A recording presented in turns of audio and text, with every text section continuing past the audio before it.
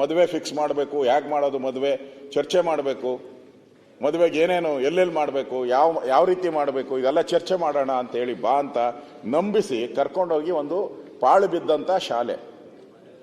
ಬಿದ್ದಂಥ ಶಾಲೆಗೆ ಕರ್ಕೊಂಡೋಗಿ ಅಲ್ಲಿ ಒಂದು ಕೇಸರಿ ಒಂದು ಟವಲ್ ತಗೊಂಡು ಕತ್ತಲ್ಲಿ ಹಾಕಿ ಅಲ್ಲಿ ಸಾಯಿಸ್ಬಿಟ್ಟಿದ್ದಾರೆ. ಶಾಲೆಯಲ್ಲಿ ಪಾಳು ಬಿದ್ದಿದ್ದ ಶಾಲೆ. ಸತ್ತ ಮೇಲೆ ಅದನ್ನ ತಗೊಂಡೋಗಿ ಏನ್ ಮಾಡಬೇಕು ಅಂತ ಗೊತ್ತಾಗಿಲ್ಲ, ರಾತ್ರಿ ಎಲ್ಲ ಅಲ್ಲೇ ಇಟ್ಕೊಂಡಿದ್ದಾರೆ. ಆಮೇಲೆ ಅದನ್ನ ತಗೊಂಡೋಗಿ ಅಲ್ಲಿ ಅದಾದ್ಮೇಲೆ ಅವ್ರನ್ನ ನದಿಗೆ ತಗೊಂಡೋಗಿ ಹಾಕಿದ್ದಾರೆ. ಅದನ್ನ ತಂದು ಪೋಸ್ಟ್ ಮಾರ್ಟಮ್ ರಿಪೋರ್ಟ್ ಮಾಡಿದಾಗ ಇದು ಕೊಲೆ, ಕತ್ತಿಗೆ ಬಿಗ್ದಿದ್ದಲ್ಲ, ಅದು ಹಾಗೆ ಇರ್ತತೆ. ಕತ್ತಿಗೆ ಬಿಗ್ದಿರೋ ಅಂತ ಒಂದು ಟವಲ್ ಏನಿದೆ ಕೇಸರಿದು ಹಾಗೆ ಇರ್ತತೆ. ಇದು ಕೊಲೆ ಅಂತ ಪೊಲೀಸರು ಅದನ್ನ FIR ಮಾಡಿದ್ಮೇಲೆ ಪೊಲೀಸರು ಅದು ಯಾಕೆ ಗೊತ್ತಿಲ್ಲ, ಪೊಲೀಸರು ಅವರ ತಂದೆ ತಾಯಿಗೆ ತಿಳಿಸ್ದೆ ತಾಯಿಗೆ ತಿಳಿಸ್ದೆ ಅದನ್ನ ಮುಚ್ಚಾಕ್ಬಿಡ್ತಾರೆ, ಅದನ್ನ ಬರ್ನ್ ಮಾಡ್ಬಿಡ್ತಾರೆ. ಪೊಲೀಸರು ವೈಫಲ್ಯ ಇದರಲ್ಲಿ ಸ್ಪಷ್ಟವಾಗಿ ಕಾಣ್ತಾ ಇದೆ. ನಿಮ್ಗೆ ನೇಹಾ ಹತ್ಯೆ ಆಯ್ತು, ಆಗ ಎಚ್ಚರಿಕೆ ವಹಿಸಬೇಕಾಗಿತ್ತು. ಅವಾಗ ಅವರು ಎಚ್ಚರಿಕೆ ವಹಿಸ್ಲಿಲ್ಲ. ಅವರು ನೇಹಾ ಹತ್ಯೆ ಆದಾಗೂ ಎಚ್ಚರಿಕೆ ವಹಿಸ್ಲಿಲ್ಲ. ಈ ತರದ ಹಲವಾರು ಘಟನೆಗಳಾದಾಗೂ ಕೂಡ ಸರ್ಕಾರ ಎಲ್ಲೋ ಒಂದ್ ಕಡೆ ಇದನ್ನ ಸೀರಿಯಸ್ ಆಗಿ ತಗೊಂಡಂಗೆ ಕಾಣಿಸ್ತಾ ಇಲ್ಲ.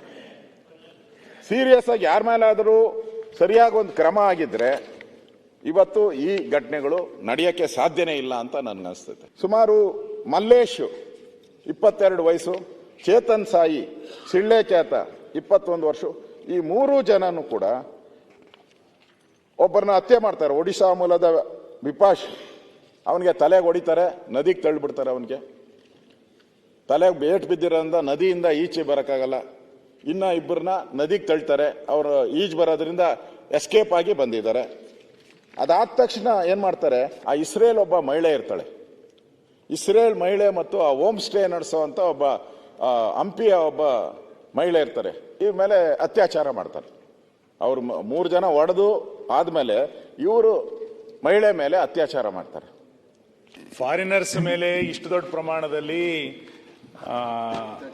ಅಟ್ಯಾಕು ಅತ್ಯಾಚಾರ ಆಗ್ತಾ ಇದೆ.